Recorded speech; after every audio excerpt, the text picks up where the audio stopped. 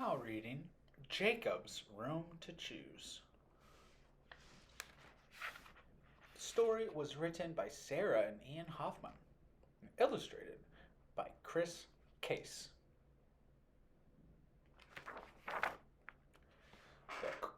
The carpet was warm. The bunnies were funny. Jacob and Sophie loved library time. Okay, kids, said Mrs. Reeves. We've got 10 minutes left. Does anyone need to use the bathroom before we head back to class? Jacob and Sophie raised their hands. They stopped outside the bathroom doors. Do you think it's okay? Asked Sophie. I don't know, said Jacob. Sophie walked through one door. Jacob took a deep breath and walked through the other. Two boys were at the sinks. They stared at Jacob standing in the doorway. Jacob knew what that look meant. He turned and ran out. Jacob stood in the hall, his heart pounding. Just then, Sophie ran out of her bathroom. It was hard for Jacob to talk. Did you get chased out? Sophie nodded. Back at the library, Sophie shifted from foot to foot. I need to use the bathroom, she said. Miss Reeves was confused. Didn't you and Jacob just go to the bathroom? Sophie squeezed her eyes shut against the tears. They wouldn't let her, said Jacob. They said she had to use the boys' room. Mrs. Reeves looked inside the bathroom. It was empty. Anybody in there? There was no response. They waited in the hall while Sophie and Jacob went in.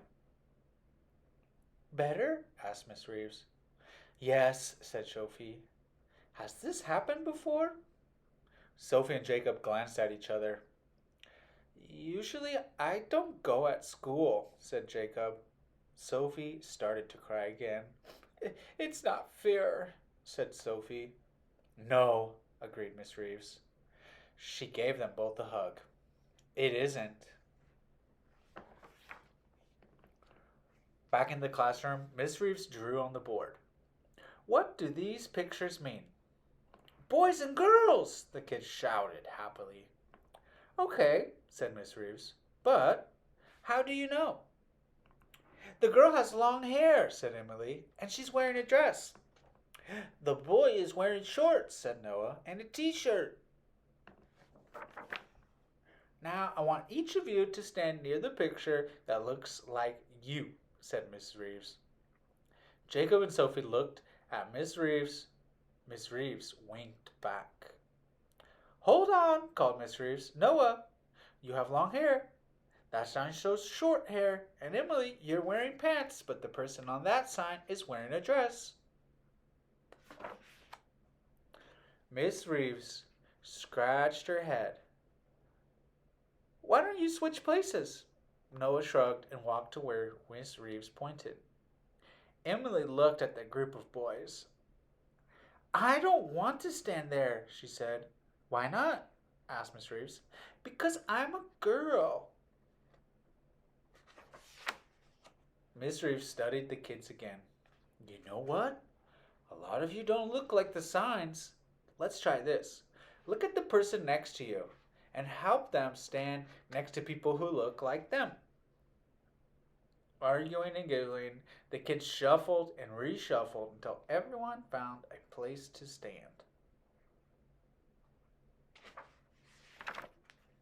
Miss Reeves pointed at the board. Are these pictures of what boys and girls really look like? Yes, said Emily. No, said Sophie. Sometimes, said Jacob. I wonder, said Miss Reeves, if there is another way. Everyone has to use the bathroom, right? Maybe the sign should be pictures of toilets, shouted Noah. Everyone giggled. We should make our own bathroom signs, said Sophie. And rules, said Jacob. Like, if you're in the bathroom and you see a kid who doesn't look like you, leave them alone. Or, I have to pee, so let me be, said Noah. The giggling turned to cheers. Great ideas, said Miss Reeves. Let's get to work. The afternoon was filled with markers and laughter.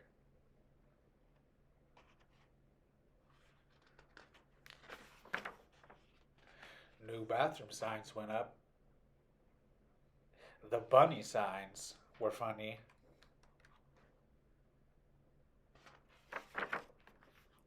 Jacob and Sophie stopped outside the bathroom doors. Do you think it's okay? Asked Jacob. Sophie smiled.